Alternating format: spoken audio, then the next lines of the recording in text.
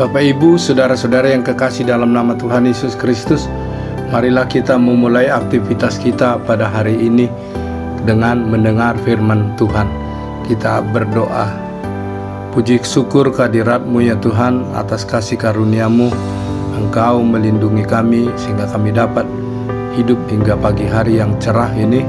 Sebentar kami hendak memulai aktivitas kami dengan mendengar firman-Mu. Roh-Mu yang kudus menerangi hati dan pikiran kami, agar kami dapat mengerti akan firman-Mu dan melakukan itu sesuai dengan kehendak-Mu, menjadi kemuliaan bagi nama-Mu, sukacita dan berkat bagi kami. Terimalah Tuhan doa kami ini dalam pengasihan-Mu, dalam Kristus Yesus Tuhan dan Juru Selamat kami. Amin. Yang menjadi nats renungan bagi kita pada hari ini, Senin 17 April 2023, adalah surat Rasul Paulus yang pertama kepada Timotius, pasal yang pertama, ayat yang kelima. Demikianlah bunyinya.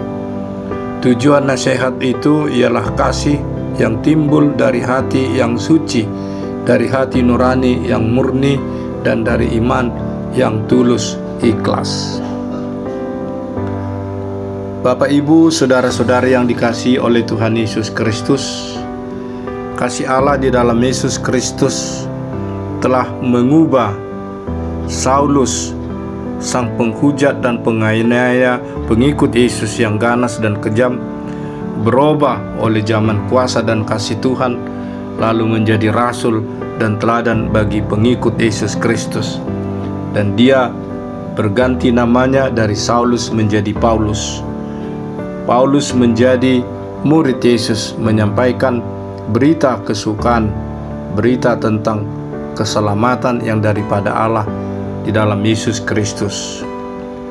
Ia menasihati Timotius untuk memberikan pengajaran kepada jemaat dengan tujuan agar umat mengalami perubahan moral dalam batin yang terungkap dalam kasih, kesucian hati nurani yang murni, dan iman yang teguh kepada Yesus Kristus. Artinya pengajaran yang disampaikan menghasilkan kekudusan dengan gaya hidup yang benar dan selaras dengan cara Allah.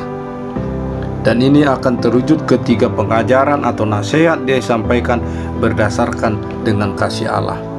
Di luar kasih Allah, nasihat atau pengajaran yang disampaikan tidak akan melahirkan perubahan ke arah yang lebih baik, tetapi sebaliknya menghancurkan dan membinasakan. Saudara-saudara yang dikasihi oleh Tuhan Yesus Kristus, jika dosa menyebabkan manusia menjadi fasik sehingga melakukan berbagai perbuatan jahat dan keji terhadap Tuhan dan sesama, maka zaman kasih Tuhan mengubah manusia menjadi ciptaan baru. Dalam 2 Korintus pasal 5 ayat 17 tertulis, jadi siapa yang ada di dalam Kristus, ia adalah ciptaan baru. Yang lama sudah berlalu, sesungguhnya yang baru sudah datang. Kutuk menjadi berkat.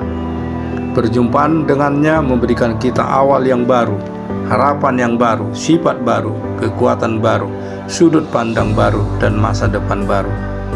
Dr. Martin Luther King Jr., seorang pendeta dari Amerika, pernah berkata, kegelapan tidak dapat mengusir kegelapan, hanya terang yang dapat melakukannya.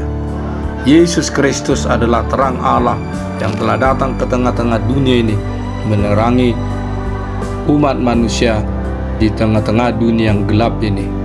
Dengan pengorbanannya di kayu salib dan kebangkitannya dari kematian menunjukkan kemenangan. Cinta kasih Allah dalam Yesus Kristus kepada umat manusia yang berdosa, agar manusia dapat berdamai dengan Tuhan dan sesamanya. Dan nats ini mengajar kita supaya kita hidup di dalam saling mengasihi, saling menolong, dan kita percaya hanya kepada Yesus Kristus di tengah-tengah berbagai perjalanan kehidupan kita. Kita senantiasa menyatakan Tuhan Allah, Yesus Kristus yang telah mati di kayu salib menebus umat manusia yang berdosa agar berdamai dengan Tuhan dan sesama kita. Amin. Kita berdoa. Ya Tuhan, kasih-Mu yang tidak bertepi, dalam dan luas, selalu baru setiap hari. Tolonglah kami untuk hidup di dalam kasih anugerah-Mu dalam Kristus Yesus Tuhan dan Juru Selamat, yang telah memberikan tubuh dan nyawanya untuk menebus kami umat manusia agar lepas dari dosa dan dapat hidup bersama dengan Engkau dalam kehidupan yang kekal. Ampuni segala dosa dan kesalahan kami, sertai kami dalam segala derap rangka kehidupan kami. Anugerah kami anugerah pengasihan-Mu. Melalui kuat kuasa Roh-Mu yang kudus, pimpin dan ajarlah kami senantiasa bukan apa yang Tuhan kehendaki, menjadi kemuliaan bagi nama-Mu, sukacita dan berkat bagi kami. Terimalah Tuhan doa kami ini dalam pengasihan-Mu. Anugerah Tuhan kita Yesus Kristus, pengasihan Allah Bapa, persekutuan Roh Kudus, kiranya senantiasa mengasihi kamu. Amin.